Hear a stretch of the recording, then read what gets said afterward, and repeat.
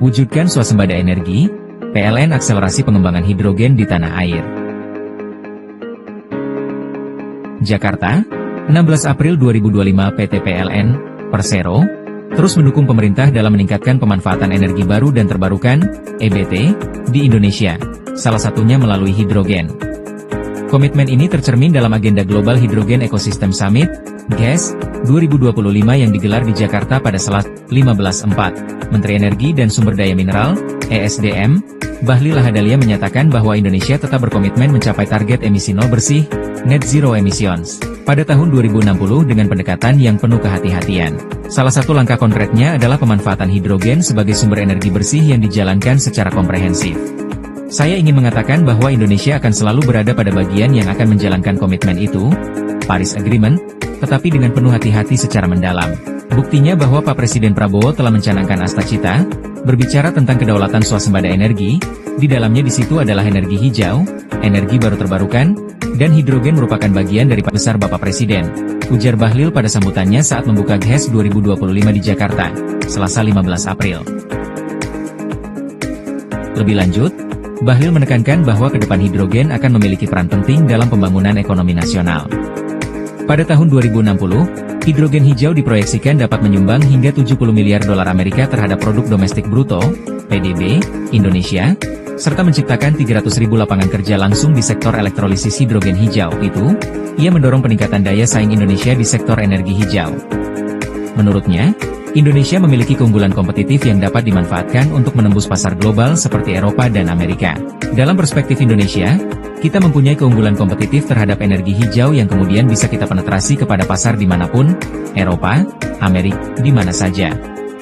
Karena kita saling membutuhkan, kita harus membangun komunikasi politik, komunikasi ekonomi yang win-win, yang saling menguntungkan, jelasnya. Khusus untuk hidrogen, Bahlil menyampaikan keyakinannya bahwa teknologi ini kini semakin terjangkau dan kompetitif. Hal ini membuka peluang besar untuk mendorong pemanfaatan hidrogen dalam mendukung industri strategis nasional. Kementerian ESDM pun akan mendorong lahirnya regulasi yang mendukung, termasuk menciptakan struktur harga yang lebih baik guna membuka pasar yang lebih luas. Semakin hari, akan dilakukan efisiensi terhadap penemuan-penemuan teknologi baru. Dan saya menunggu agar ini menjadi bagian terpenting dalam kontribusi kita kepada bumi, untuk mendorong energi baru dan terbarukan, tandas Bahlil. Sementara itu, Direktur Jenderal Energi Baru Terbarukan dan Konservasi Energi, EBTKE, Enia Listwi menjelaskan bahwa pemerintah pada Desember 2023 telah meluncurkan dokumen strategi hidrogen nasional dan pada agenda GHES 2025 ini juga meluncurkan roadmap hidrogen dan amonia nasional, RHAN, yang berisikan 215 rencana aksi pengembangan hidrogen.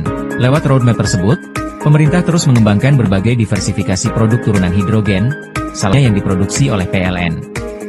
Buku RHAN merupakan dokumen yang mencakup analisis produksi, pemanfaatan, dan bagaimana strategi implementasinya, juga rencana aksi. Kami sudah mengidentifikasi dari berbagai industri, ada 215 rencana aksi di dalam roadmap ini. Kita melihat perspektif mendatang untuk mengembangkan ekosistem hidrogen dan amonia di dalam negeri maupun global, ujar Enia. Direktur Utama PLN, Darmawan Prasojo, menegaskan bahwa pengembangan hidrogen merupakan wujud komitmen PLN dalam mendukung visi besar Presiden Prabowo untuk mencapai swasembada energi nasional. Hidrogen merupakan solusi transisi dari energi fosil ke energi bersih masa depan. PLN siap menjadi pemimpin transisi energi global dengan memimpin pengembangan hidrogen di Asia Tenggara melalui akselerasi ekosistem hidrogen, papar Darmawan. Sebagai upaya konkret, sejak 2023 PLN telah mengoperasikan Green Hydrogen Plant, GHP, pertama di Indonesia yang berada di PLTGU Muara Karang, Jakarta. Sebagai upaya konkret, sejak 2023 PLN telah mengoperasikan Green Hydrogen Plant, GHP, pertama di Indonesia yang berada di PLTGU Muara Karang, Jakarta. PLN juga menjadi pionir dengan menghadirkan GHP pertama di Asia Tenggara yang memanfaatkan energi panas bumi, berlokasi di PLTP Kamojang, Jawa Barat pada 2020. PLN tidak sekadar mengikuti arus transisi energi atau inovasi, tapi simbol keberanian kita untuk melompat jauh dari ketergantungan pada energi fosil menuju kedaulatan energi nasional, tegas Darmawan. Secara total, PLN telah mengembangkan 22 lokasi GHP di berbagai wilayah Indonesia dengan kapasitas produksi hidrogen terbesar di tingkat nasional. Selain itu, PLN juga telah membangun Hydrogen Refueling Station, HRS, serta mendirikan Hydrogen Center sebagai pusat kompetensi hidrogen pertama di Indonesia. Tak hanya pengembangan infrastruktur, PLN juga telah memanfaatkan hidrogen dan amonia dalam sektor ketenagalistrikan.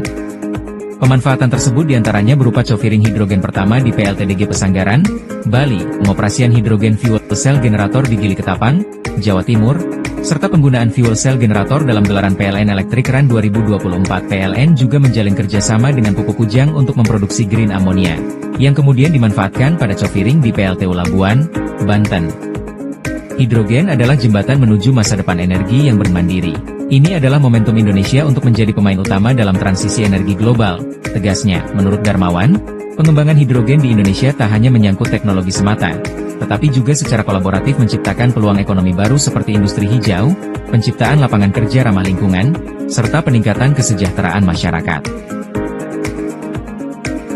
Terima kasih sudah menonton. Jangan lupa like, subscribe dan klik tombol lonceng jika Anda menyukai berita kami.